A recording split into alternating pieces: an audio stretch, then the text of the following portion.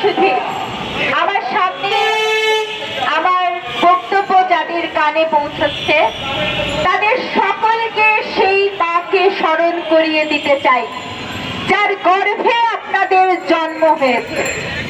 যারা বিরোধিতা করছেন, যারা পিছনে আছেন, যারা শুনবেন না নারীর কণ্ঠস্বর, তাকে মনে করে দিতে চাই আপনার জন্ম থেকে শুরু করে আপনার জীবনের প্রতি মুহূর্তে যে মানুষটি সর্বদা কাজ করে যাচ্ছে তার নাম নারী। নারী ছেড়া সন্তান যারা আজকে ভীষণ বড় হয়েছে তারা আজকে সেই নারীর অস্তিত্ব, তার অধিকারকে অস্বীকার করতে শিখেছে।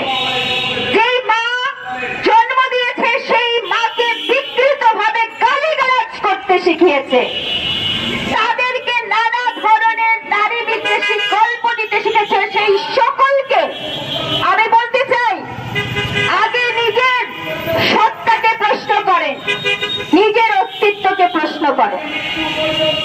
আমাদের এই যে জীবন, আজকে বাংলাদেশের প্রতিটি ঘরে ঘরের গল্প, প্রতিটি ঘরে ঘরে সহিংসতার গল্প হয়, প্রতিটি ঘরে ঘরে সেটির জন্য কোনো বৃত্ত লাগে না।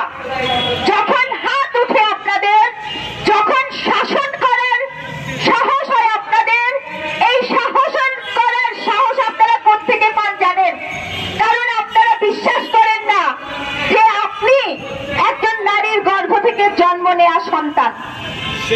আপনার অস্তিত্ব আজকে নারীকে যখন যে সময় আপনি অসুস্থ হবেন, আপনার সেবার জন্য নারী লাগবে, আপনার সংসার দেখার জন্য নারী লাগবে, আপনার দেখভাল করার জন্য নারী লাগবে, আপনার বাচ্চা কাচ্চা পালন করার জন্য নারী লাগবে। কিন্তু সেই নারীর অধিকার দেওয়ার সময় আপনি আর সেটা শুনবেন না।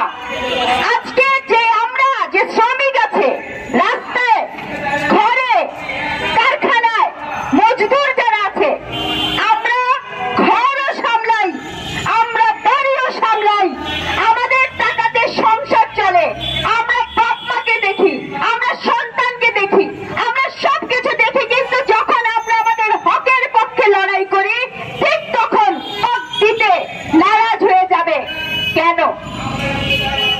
কেন এই অধিকার দিতে আপনি নারাজ কেন? এই অধিকার তো আমি রাষ্ট্রের কাছে চেয়েছি। আপনার যদি ইচ্ছা হয় আপনার মতাদর্শ অনুযায়ী দিতে আপনি যান, কিন্তু রাষ্ট্রের অভিন্ন কেন আমাকে সে অধিকার দিবেন না?